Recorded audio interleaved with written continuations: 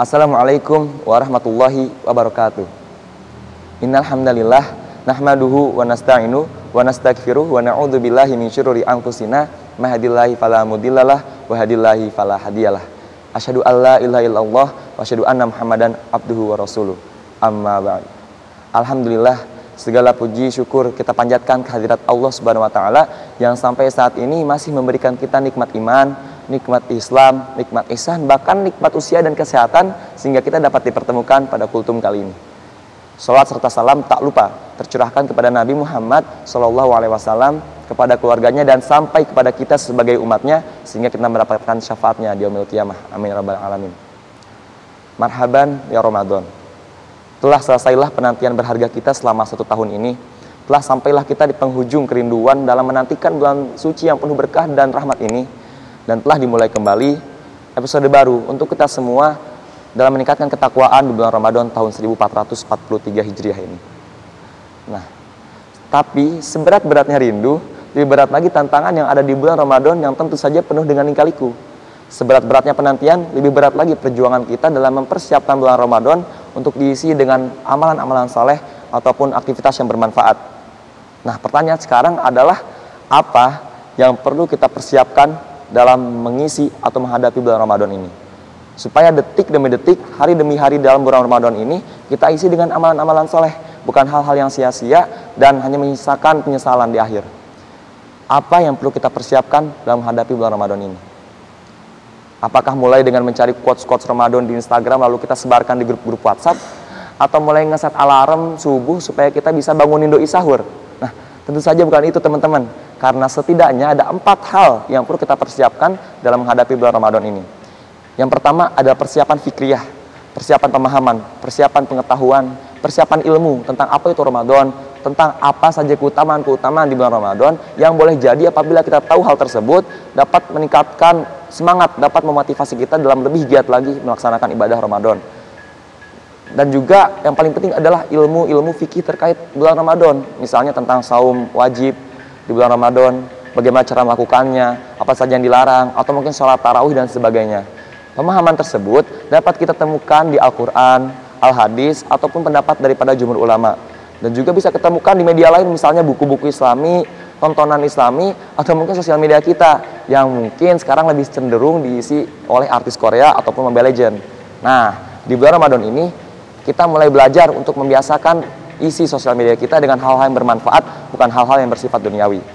Yang kedua adalah persiapan maknawiyah, persiapan ruhiyah, persiapan hati. Selayaknya masjid, selayaknya tempat suci lainnya, tak dapat sembarang orang masuk tanpa bersuci terlebih dahulu, tanpa mandi, tanpa wudhu.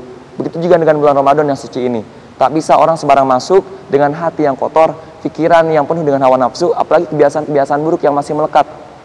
Khawatir apabila kebiasaan tersebut tidak hilang, maka kita akan melewati Ramadan ini dengan sia-sia saja.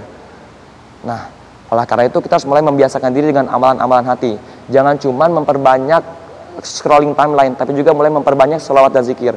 Jangan cuma membacain chat yang gak akan dibalas juga. Mending kita mulai belajar membaca Al-Quran dan menghafalkannya. Dan juga gak usah deh nge-reply instastory teman-teman yang itu aja.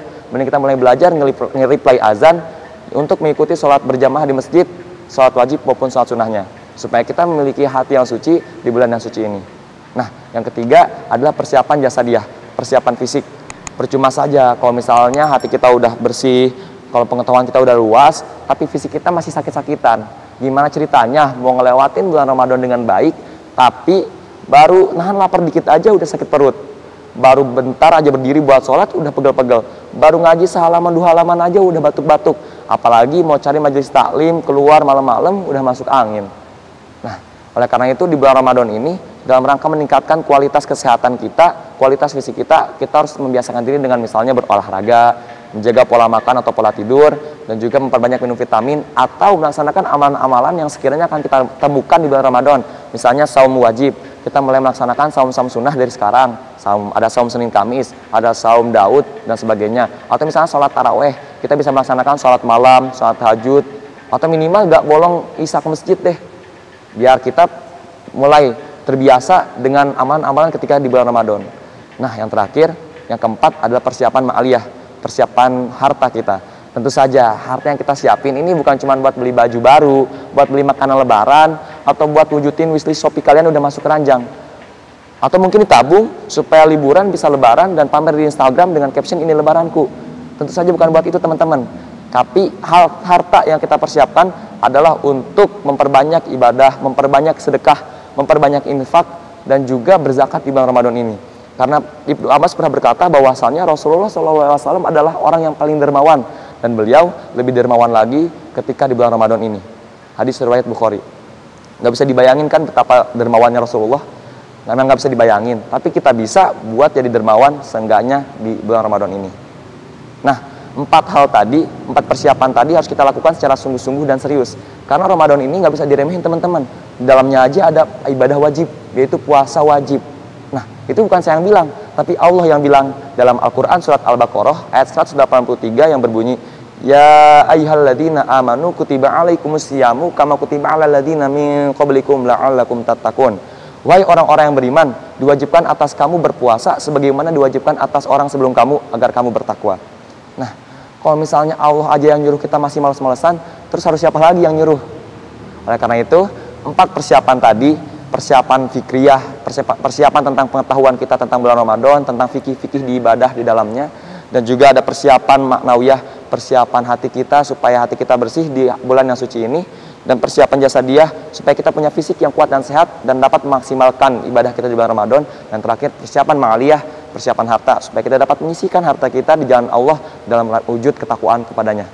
Nah, karena itu marilah kita sama-sama mengisi bulan Ramadan dengan hal-hal yang bermanfaat, dengan persiapan yang baik supaya kita dapat mengakhiri bulan Ramadan dengan bahagia dan sedih. Bahagia dan sedih, sedihnya karena meninggalkan bulan Ramadan, bukan sedih karena menyesal menyia-nyiakan waktu Ramadan. Mungkin cukup sekian kultum pertama dari pertama ini. Saya Fathan Mubina Sidik. Mohon maaf apabila ada salah-salah kata. Terima kasih atas perhatiannya. Semoga bermanfaat. Wassalamualaikum warahmatullahi wabarakatuh.